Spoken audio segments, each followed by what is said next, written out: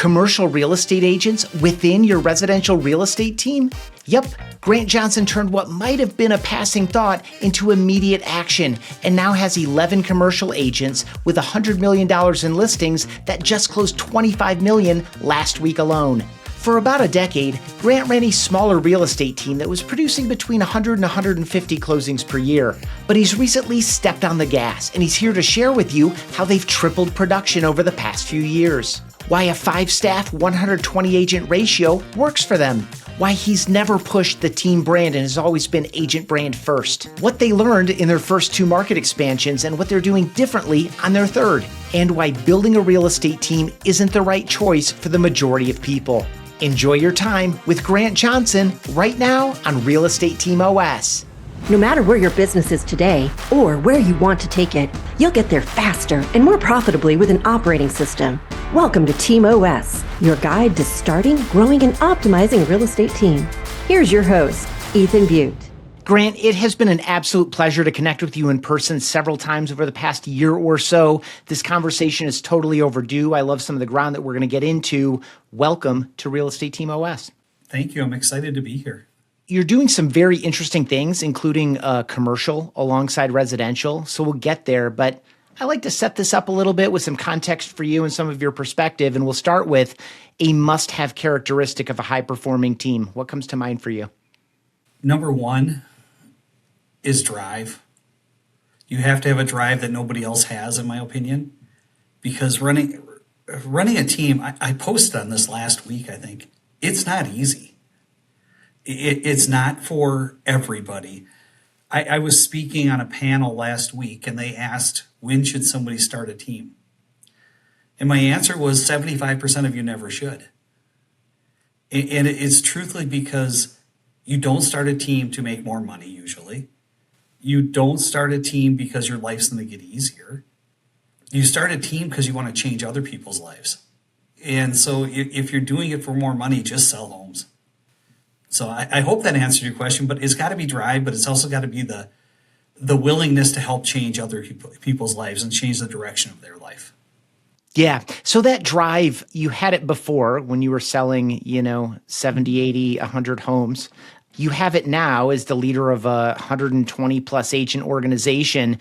The drive just probably looks and feels different. So what are a couple of ways that you're driving yourself and maybe some of the people around you differently than you were driving when you were trying to handle, all the spinning plates of working with multiple buyers and sellers at one time? I think the most important part hasn't actually changed, and it's the schedule. So I still get up at the same time every day. I do the same thing every morning. Now, what I do may be changed. I mean, I don't spend all my time prospecting now like I used to, but I tend to be one of the first ones at the office in the morning, and sometimes one of the last ones to leave. So to me, it's just internal. And for me, my whole life, that's just how I've been. I mean, before I got into real estate, I had a job nobody probably would ever do. And, it just comes from inside you. And when I watch agents, I would tell you few have a true drive to push through things. And so me, it's the schedule and just doing the same stuff every day, the same boring thing. Yeah. I know you've got people working with you on recruiting now, but you've recruited a ton of agents yourself. When you're thinking about who you've brought on and who you have, and I'm sure drive has been part of that evaluation, but is drive inherent? Because I've been the same as you throughout my career, which is it's not about time in the seat, although it kind of is about time in the seat. And by that, I just mean first in, last out. Because we've also, you and I have, I'm sure, both worked with people that are they put in a lot of hours, in a superficial way, but they're not getting anything done. But let's just assume it's a combination of those two things.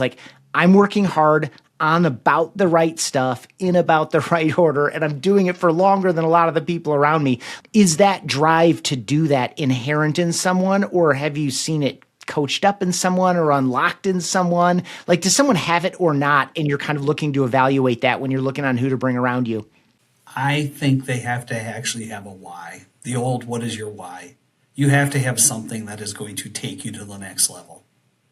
So I don't think anybody inherently has a drive probably above anybody else Maybe they have a goal they want to reach. Maybe it's changing, generational wealth for their family. Maybe it's getting out of debt. Maybe it's the fact that, you've never owned a home and you get into real estate and now you want to own a home, or nobody in your family's ever made $100,000 a year and you want to be the first. There has to be something there inside you that's going to take you from A to B to C. Yep, I see that. And it makes me wonder what's driving me, honestly. I honestly, some days I don't know if I always know. Yeah. Yeah. When my daughter was younger, it was that, right? It's providing for your family. Now my daughter's out of college. What's driving now? And for me, I think what's driving me is now changing other people's lives. Mm-hmm. Being able to take an agent who was in the business. We have one agent that joined us last year. She was in the business at a different company for over a year, sold 2 homes. She joined us her second year in the business and she sold 15. So did that change her life? Yes. And now will she continue to grow? Hopefully. But that's what I like to see now is the reward of helping others. Yeah, deeply satisfying. What was going on in your business, Grant, when team occurred to you? Like what was going on? Set the scene. Like, when did you think, team, this is maybe something I should be doing? I think for me, you always heard that's the next step. Oh, you sold X number of homes yourself. Well, then here's your next step. You better start a team, right? So you start with an admin, sell a few more. You just keep adding. I did it backwards. I've failed so many times. I've done it backwards so many times, including the fact that I, hired agents before I had an admin at one time. Well, then who's going to help? And that's not my strength. So when do you start a team? How do you start a team? I don't know if there's an answer that you can answer for everyone. And again, I'm going to go back to saying most people shouldn't start a team. Mm-hmm. And then when you talk about, I asked about recruiting and how do you find drive in people? I just don't think it's something you can see. I really don't. And we tell every agent that joins us, we'll give them every tool, every training, all the help, but we can't teach them to actually do the work. Who are among the 25%? Like, things I've heard from you that would fit the 25% of people who should start a team. Wanting to invest in other people, obviously a willingness and ability to give up some amount of control and trust other people to do some of the stuff. What are some other things, like when you're thinking about the folks that maybe did it and shouldn't have, or people that you think like this person might be able to do this really successfully or better than I have or whatever? Like, what are some of the characteristics that you've learned within yourself? Because I will say you're successful at a minimum in relative terms. So let's just say, you've successfully laid the foundation for something that can be wonderful and long lasting. What have you either learned about yourself or what have you seen in other people, either for success or unsuccess, that put someone on the 75 side or the 25 side? The hardest thing, I think, for most people is the willingness to give up control. You mentioned that a second ago. And that is a struggle. And it took me years to realize that people are going to do things differently than you. And it doesn't mean it's wrong. Most of the time, they're better than you at it, is what I've learned. So many years I tried to control everything. So I think the people that should actually start a team versus the ones that don't are probably the ones that have a true entrepreneurial mindset, that 100% know what it's like to run a business. Because running a real estate team at a level of 100 plus agents, it's not running a real estate team, it's you're truly running a business. I mean, I spend time, on P&Ls. I spend time in balance sheets. I spend time recruiting. You got to go in a lot of different directions. So you have to be the person that can actually lead others down the path and change their career. So like Amber runs all the sales on our team. She runs all the day-to-day operations. Is she better at it than me? Hell yeah, a lot better. And there's a reason, right? That there's a reason she's doing it. She's been with us 10 years. She went into leadership 3 years ago. So I don't want to say groomed her, but we've kind of taken along the path, from good agents selling 40, 50 homes a year to somebody that moves towards leadership. So if you're going to start a team, you better be willing to change people's lives. One, I've mentioned that a couple times, I think. Two, you better understand business. That is the hardest part. So many people get into real estate, run a team, and they don't truly understand how you run a business. And it's different. It is so much different than just go sell more homes. When you were referring to all of your kind of like early failures, like how long ago was that ballpark? We've had a team in some capacity for about 15 years. And we have some agents that have been on our team for 15 years.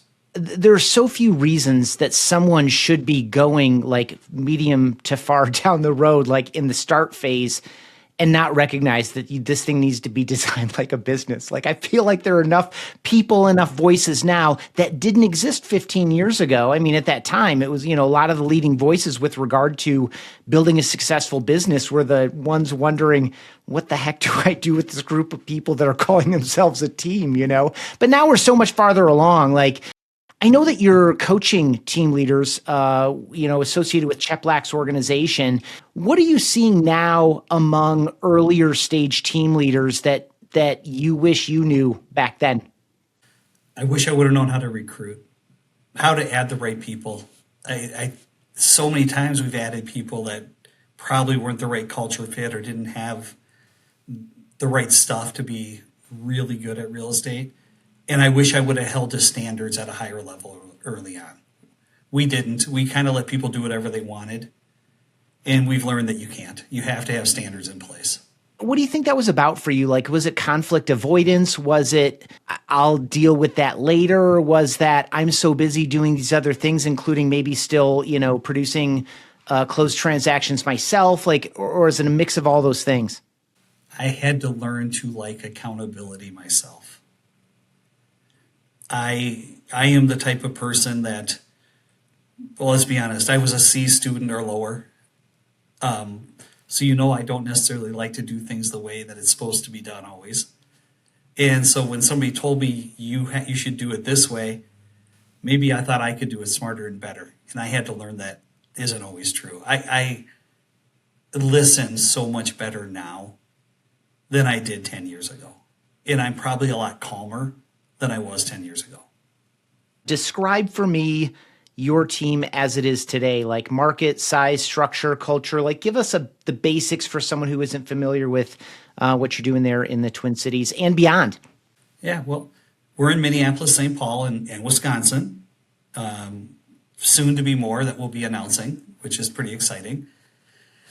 We're a team of 120-ish agents today. Kind of goes up and down every day. We kind of learn, with 11 of them being full-time commercial agents. We run very lean on staff. So on our payroll, there's only 5 people. And I talk to a lot of team leaders that have 15, 20 people on payroll. And we don't have that. We run with 5 people. I've talked to our staff, and they're all like, I'd rather work harder and make more than have more people. So it's kind of the philosophy we've taken. On behalf of people listening that are like, okay, I heard 120 plus agents, I heard 5 staff. So one of 2 things must be true, probably. One, you have agents who are doing some of the functions, right? Like you hear about, for example, pod structures. Like I can't manage them all. My full-time sales manager left. And so now we have like some of our best agents for a small cut of, their agents in their pod are going to be the leadership, the guidance, the deal fixers, the et cetera, et cetera. Or there's not a lot of leverage behind the agents. And that's just the model that we've chosen. And so, we don't need a lot of staff because we're not doing 1,000 things for each transaction. So like, is it some of both of those or is it something else? It's neither. Okay. We are extremely blessed to have incredibly talented people on this team, on the staff roles. And I'll break it down for you. Yeah, please. Amber runs all the sales functions for the residential side. I run the sales functions for the commercial side. Katie runs our operations. Megan does our marketing. Sean is our listing coordinator and kind of does a lot of stuff around here. We outsource our transaction coordinators. So we have outsourcing, good one. Yeah. I should have checked that box too. So we have 2 outsourced transaction coordinators. And then we have 3 recruiters that are all paid on commission. They're paid on commission based on how many people they recruit. And that's our staff, but we do everything for our agents. I mean, everything. They really don't do anything themselves, hopefully besides go list and sell homes. Are they, for example, like writing contracts? Are they writing their own contracts? We use AI, Okay. so which helps, right? Yeah. So they do write it, but it takes them about 5 minutes on an app on their phone and it writes it for them. When did you know that this structure was going to hold this way and that it could support because you've dramatically increased production, each of the last 3 to 5 years, you've, I don't know, maybe quadrupled or quintupled production from 5 years ago to today or something. Like and I'm asking for multiple things here, but like, when did you know that this core group of people could support even more than was already happening a couple years ago? First of all, you're right. Our production skyrocketed. For years, we were a team that sold 100, 150 homes a year, which is still a good producing team, right? We did that probably for 8 or more straight years. Just kind of hovered in there. My daughter graduated high school just over 4 years ago. When she graduated high school, I decided to go all in on growing a team. So for years, we were 10, 12, 15, 20 agents doing 100, 200 homes a year. So 3 years ago, we sold 270 some odd homes. The next year, we jumped to I think it was 539. And last year, we jumped to like 830 some. Over that time, we've actually only added 2 staff members. So I don't know. I've just been blessed with having great people. They don't ask for more help. I mean, we wouldn't be against hiring another person if we needed it. But it's not like it's a crazy system that we have that, these people do so much more. It's that we've been blessed to hire the right people. So again, Amber came promoted from within. Katie joined us doing marketing, and now she runs our full operations. And Megan joined us about a year and a half ago to do marketing when Katie started running operations, and now Megan's doing more and more. It just comes down to hiring the right people. And if you ask me what the formula was to hire them, I can't tell you 100% that. I really feel like somehow I've been blessed. And I know it's kind of not a direct answer. I'm sorry about that. Yeah, no problem. Yeah, that's great. So Amber is fielding the Gotta minutes like across the board, like across, Most of them. Yeah. Yeah.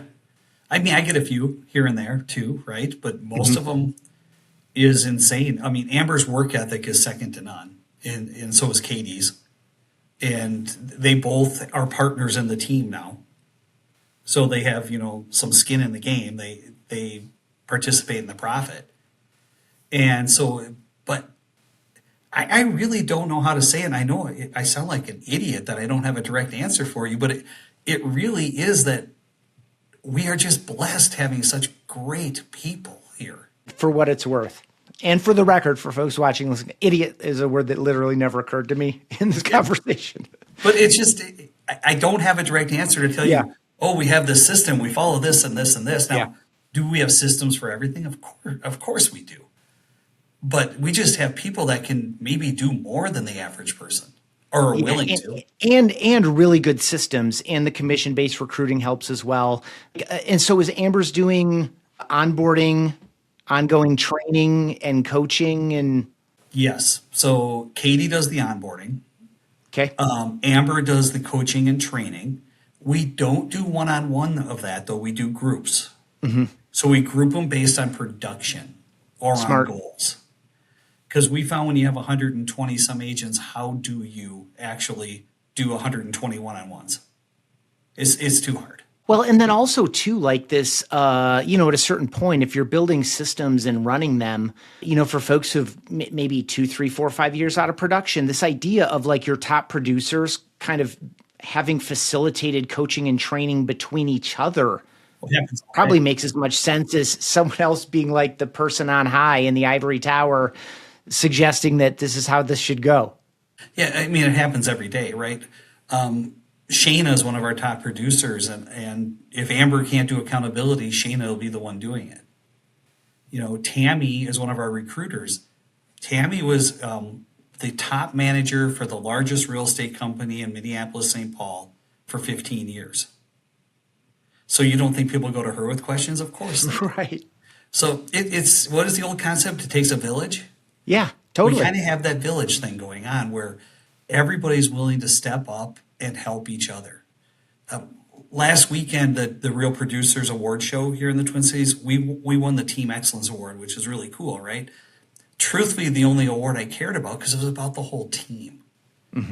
And everybody does step up and help each other. I can walk through the common areas of our office and hear an agent that's been doing it 15 years helping a new agent answering their questions.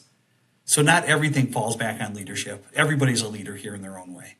Yeah, I love that. And once that becomes the norm and people get entered into, I mean, just generally speaking, a culture that is characterized by that way, by that, formally or informally, it just rubs off, and that's just how we do it around here. And we're not like a dictatorship. We're not top down. I'd say we're more bottom up.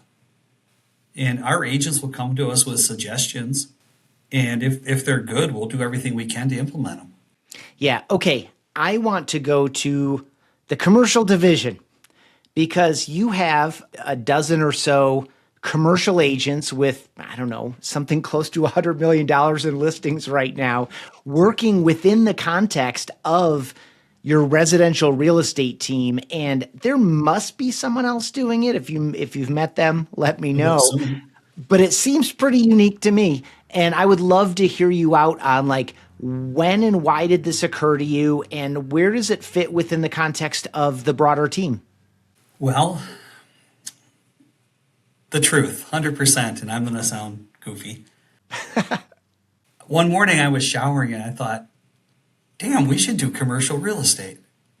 It's got to be a smart thing. One of our agents named Kishore was really good friends with Chris Missling, he's like the head of our commercial, right? They were really good friends. Kishore introduced me to Chris. Chris was looking to do something bigger. He wanted to grow something. So he joined us. It was actually a year ago, the end of February. So just a month or so ago, right? He joined us. It was just him. And we put a plan in place. How do we grow commercial real estate? And all of a sudden we started recruiting commercial agents because we were willing to do things that the commercial brokerages wouldn't do for them. Like, having staff to help with things. We're trying to run it significantly different than how a commercial brokerage runs. So all of a sudden we're up to 11 agents on the team. They're sitting at about $100 million in listings today. Oh, I think it was last week, they sold $25 million in a portfolio. And it's just such a different game. And truthfully, I just thought about it one day and I thought, well, it's real estate. What's the difference? We can do this too, right? Why don't we take the principles? If you look at commercial real estate, they don't market like residential real estate. It's not, nobody's doing, though some are, but like high level videos and things like that. Why don't we take our marketing principles of residential and put it into commercial? And give them all the features, because residential agents are spoiled with everything, right? I mean, their staff does everything for them. So why can't we do the same thing? And that's kind of the way we basically have grown that, is that a commercial agent joins here, and we're going to do Matterport type tours on their homes. We're going to do video walkthroughs, on their commercial listings. They have a 111,000 square foot building for lease. We did video walkthroughs of every suite. People aren't doing that type of stuff. Let's do something different. And all of a sudden people started noticing it and other agents wanted to join. And in the end, I'll be shocked if it's not our most profitable part of our team. Wild. Okay. Close this gap for me. Hey, this seems like a good idea. Why couldn't we do this? We're doing this. Well, that was 1 minute. When I thought of it, I said, we're just going to do it. Okay. We're going to, yeah. Okay. You talk about drive earlier. Yeah.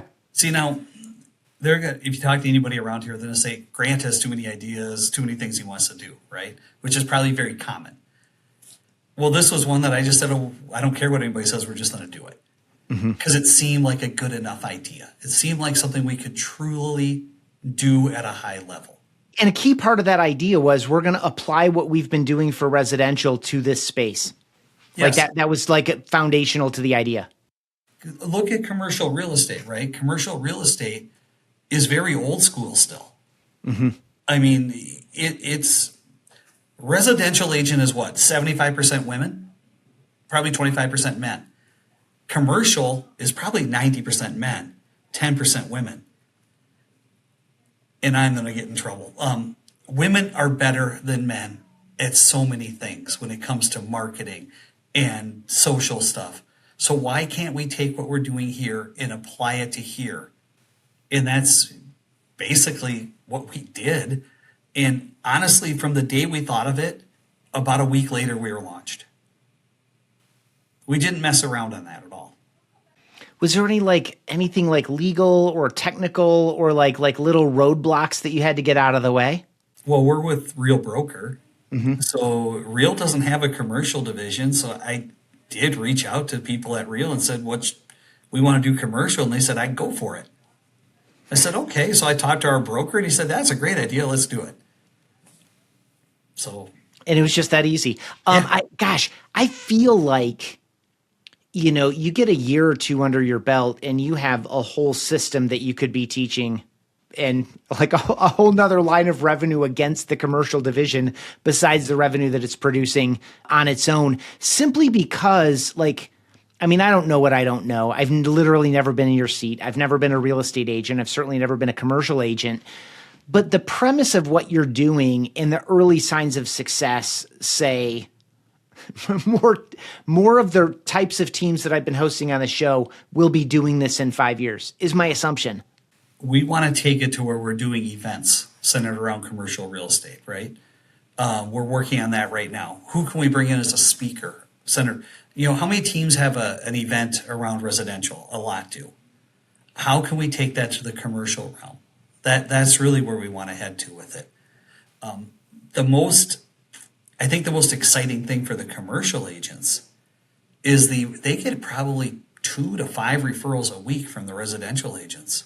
Oh yeah, talk about that dynamic a little bit. Yeah, it's incredible, right? So, Ethan, you're a residential agent. Your friend owns a business that they want to sell their building.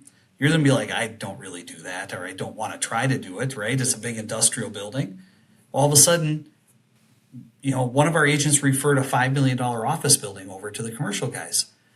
Well, it's $5 million. The commercial guys I think they got 5 or 6% commission on that. And the agent's getting a 25% referral fee. that's a pretty good incentive to do more of that. Because I'm going to assume, there are obviously $5 million listings in the Twin Cities, but there are probably a lot more $5 million commercial properties than residential properties. A lot more. And, I've been doing this for almost 30 years. I've never sold a $5 million home in the Twin Cities. So, this is just such a different world. And for the residential agent, what a great way to continue to use your sphere, your influence, and still get paid by having experts handle the deal for you. Yeah. Do they co-office? Are they do you have a space that agents use physically in person? Yeah, we have 2. Okay. One on either, Minneapolis, St. Paul. So one on either side of the river, because the Mississippi River splits the Twin Cities. The commercial guys tend to be in our one office most of the time. But this morning, there's one of our commercial guys in our office where I'm at. And he's been talking to the residential people. They hang out all the time together. Yeah, and I'm sure not just listings, but I'm sure also potential buyers are in the kind of commingling of these people. 100%. 100%. And it's been great for the commercial guys, because commercial guys are like, how do I get residential referrals, right? How do I get them from the residential agents? Well, you're part of the same team. It's bound to happen. It's a win for everybody. Yeah, my guess too is that the folks that the commercial people are working with, people looking at buying and selling commercial buildings, probably are on the middle to higher end of residential, and those referrals could go that way too. I would agree with that, yes, because if you're going to own a $5 million office building, more than likely you have a pretty nice house too. Yeah. Yeah. So you built this team over, 12, 15 years time in the Twin Cities. You're opening up Madison and Milwaukee. How did that come to be, and why was that? Was that another you know what? I think we need to go into a neighboring state. What was the spark for this? Just talk a little bit about that process. It's come up a bit on the show, but one of the reasons we do this show is to hear, we went from here to here. They went from here to here. She went from here to here. He went from here to here. But the stories are all very, very different. So we've talked market expansion a bit on the show, but I would love to know how it occurred to you and kind of what you've learned along the way so far. I was gutsy enough just to ask. So we're a Zillow preferred team, formerly Flex, right? And we were at Unlock. And I just went up to our advisor's boss, manager, whatever you call him, and said, hey, we'd like to expand. How do we do it? I honestly just asked. And they're like, well, our numbers are good. And we have an opportunity in these two cities. Would you be interested? Now, getting the opportunity was that easy. It hasn't been 100% easy getting agents in those markets compared to here, because people don't know us like they do here. Mm-hmm. So that has been more of a struggle, that part. We actually launch in, 15 days or so. And we have agents, but it's been work. We've never expanded like that. And if I did it again, I might do it a little differently than we did. Once you got the head nod and then eventually, I assume there's a contract to sign or something. Once it's this is happening, what are some of the first handful of steps you took? And then, to what you just said, which ones would you maybe change the order of or eliminate or reprioritize? We looked up in, broker metrics or whatever system we were using, who the agents are we wanted to target. And we just started calling, old school boots on the ground. Mm-hmm. If I had to do it over again, what I would do differently is I would find a team in that market, a smaller team, that I could partner with or purchase. Mm-hmm. So I already know where our next expansion will be, and I am basically in negotiations to purchase a team in that market. That's how I would do it differently, because the way we did it was intense and time intensive. Wyatt, who's one of our recruiters, has been the one leading the push there. And if he spent 1 hour, he spent 100 hours on the phone with people in those markets. And again, I would do it a little different, knowing what I know. But that's how you learn. That's how you fix things. I failed my way forward all the way through life. And so you might as well just keep doing it. And that's what we did. It's going to work, because we refuse not to let it work. Just mm-hmm. mentally, it will work. But I would do it 100% different next time, and we are. Yeah. Why do you think calling agents that fit whatever avatar you defined didn't work the way you wanted it to? I think it was more labor intensive than we anticipated.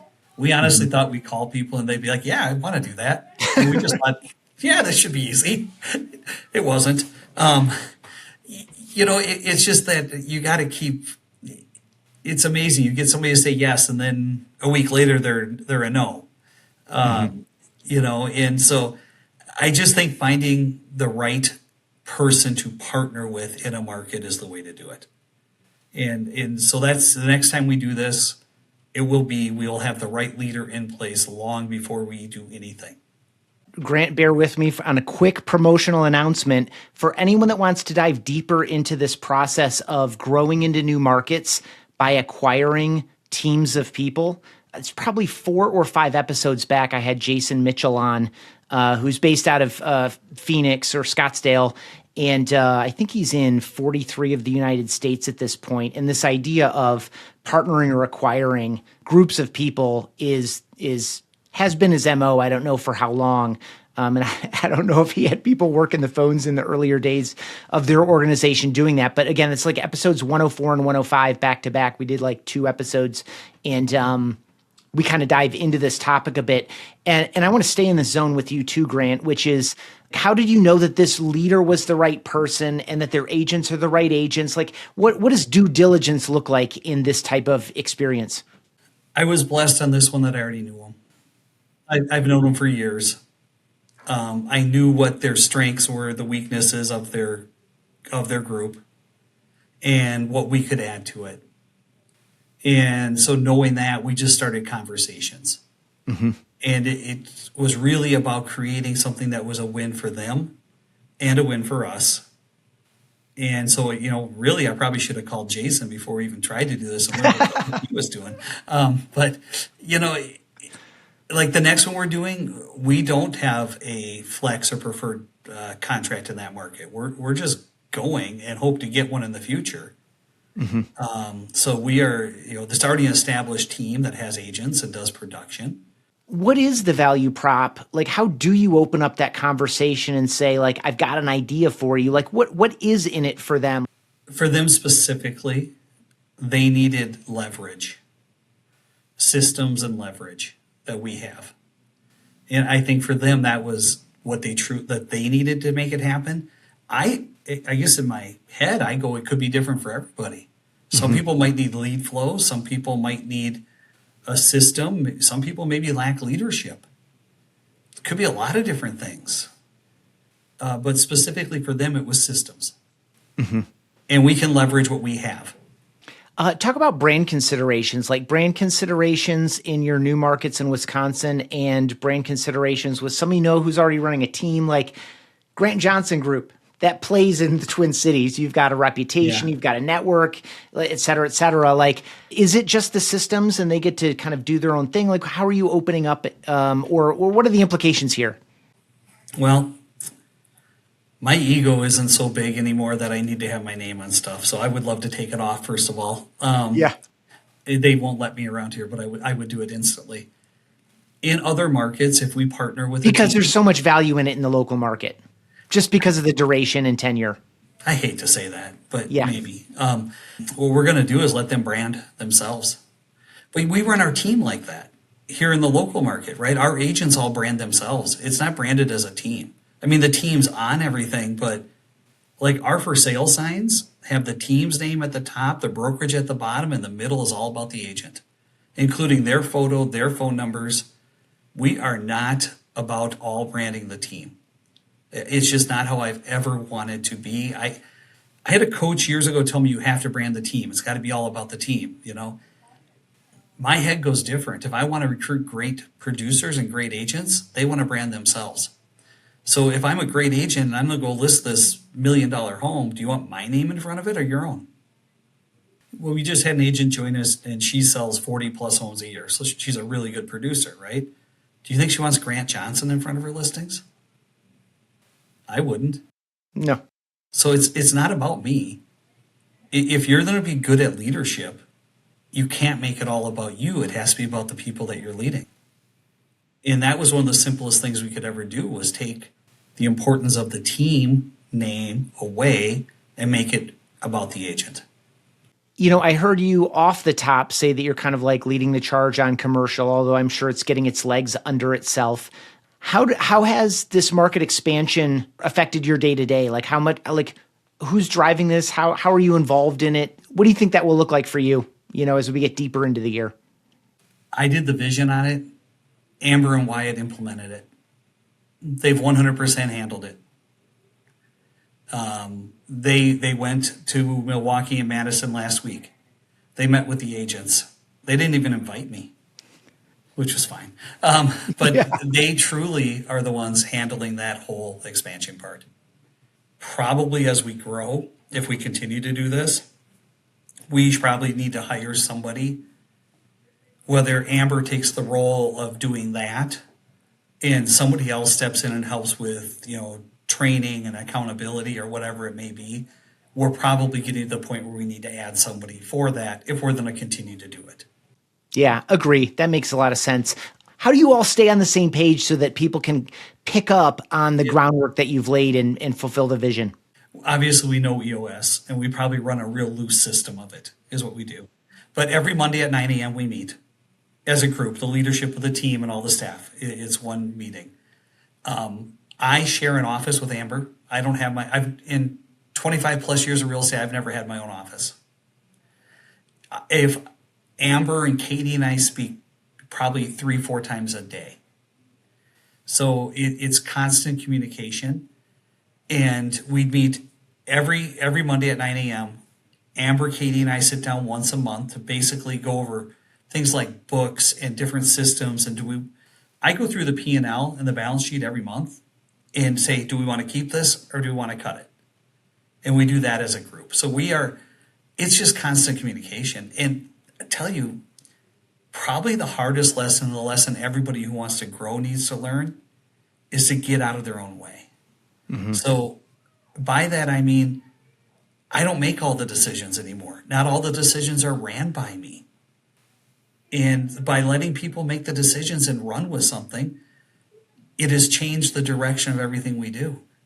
So Amber and Wyatt go to Milwaukee and Madison. They meet with agents. They get everything set up. Did I need to make all those decisions? No, I didn't. And if I would have, it probably would have been screwed up.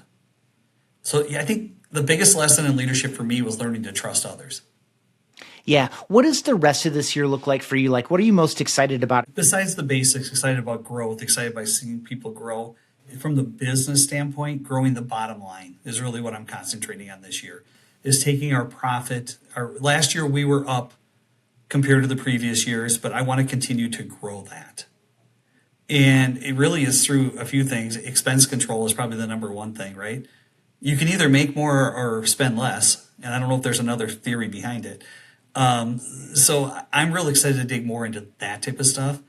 But some of that will come from growth of sales.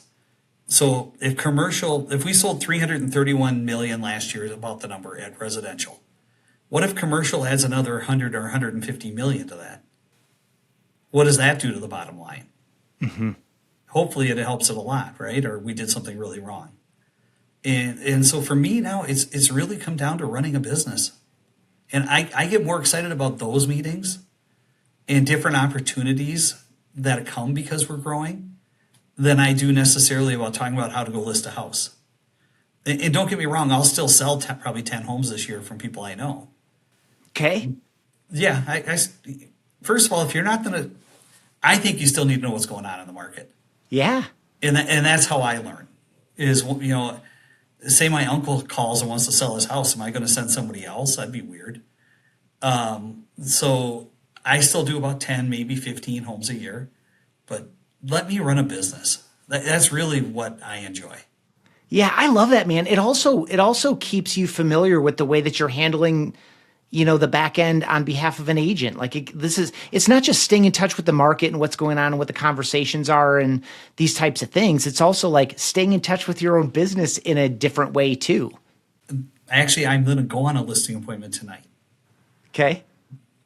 I had to go into what we call our hub and fill out the pre-listing paperwork. Agents got to do some work when they fill that out. I didn't know all that stuff. Yeah. So I had to do that to get my paperwork put together by our staff. So I learned what we do.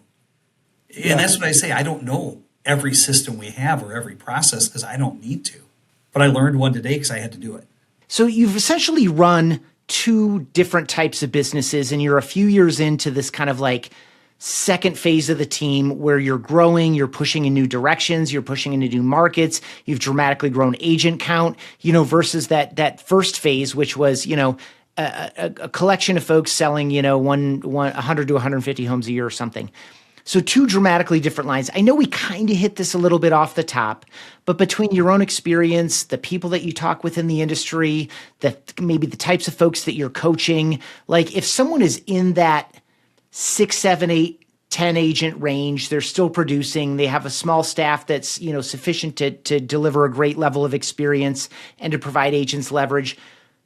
Who should stay there? Let's say so they are pouring into people. They have kind of successfully launched a team and they've been doing it for 5, 6, 7, 8 years as you had. Who should push into this next phase, whatever that looks like for them? But let's just say it is pushing to 100 agents. What's the difference there? Because in the beginning, we talked a little bit about who should keep producing and get a really good assistant and maybe, hand off some referrals and get paid on the referrals versus actually starting a team. Like your early team versus your team today, what's the difference there in terms of leadership? Is it anything we haven't covered, I guess? I think we covered a lot of it, but the early team, if we sold 150 homes, I probably sold 50 or 70 of them. Mm-hmm. So that's really not a team, right? It's a group of people working together. I really go back to most people shouldn't do this. Mm-hmm. If I was back at that stage, I may look at joining a team that's larger, leverage what they're doing to cut some of my expenses to grow a team that way, almost grow a team within the team. We do quite a bit of that. So we'll have people with a team of 5 or 10 agents that say, hey, we like what you're doing here. What would it look like if we were part of your team? Mm-hmm. And I think I would go that route. I don't think people necessarily know what they're getting into when they're growing a team. And I know that because I didn't know. And I'll tell you the one thing, I would never grow a team without a rock solid coach. Mm-hmm. 100%. I mean, if it wasn't for Shep Black, we wouldn't be where we are today. And what I've learned there, and whoever you choose, whoever you click with, choose somebody that's going to take you to that level, that's willing to actually work with you, because we would never be there without John. Yeah. And he's worked with people that have been you're on your own unique journey, but he's coached many people who've been to some of the places you want to go. I think he coaches the biggest teams in America, if I'm right. For sure. Yeah. So I've watched so many people try to do it on their own. Get help. Be willing to pay for help. Yeah. Really good. Okay. Another quick promotional plug. John was my guest on the second episode of this year. I think it was episode 95. And in that, he mentions that about 90% of team leaders shouldn't be team leaders. So if you want to go deeper to some of the themes that Grant and I have covered here, John and I do that maybe 10, 15 episodes back. 3 pairs of closing questions. First one is, what is your favorite team to root for besides your own team and your own staff? Or what is the best team you've ever been a member of besides your own team? And it doesn't have to be a real estate team. If you go to real estate, I root for everybody to be successful because there's more than enough for everyone. Mm-hmm. I hate when other people, there's some huge teams in our market, huge. Yeah.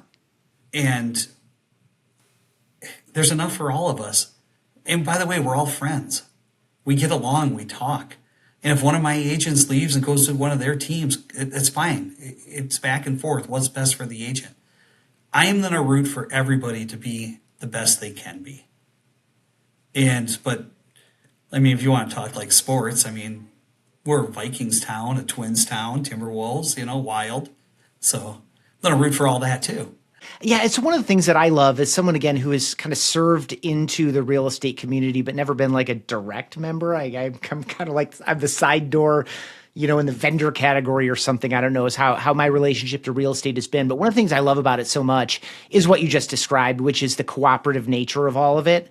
Like from the level of strategy and, philosophy and approach and support, just like emotional support and mindset support, all the way down to the tactical level, the amount of cooperation among people who are competing, not just for listings, but for agents it's just wonderful. I love it. And I love to hear it from you too.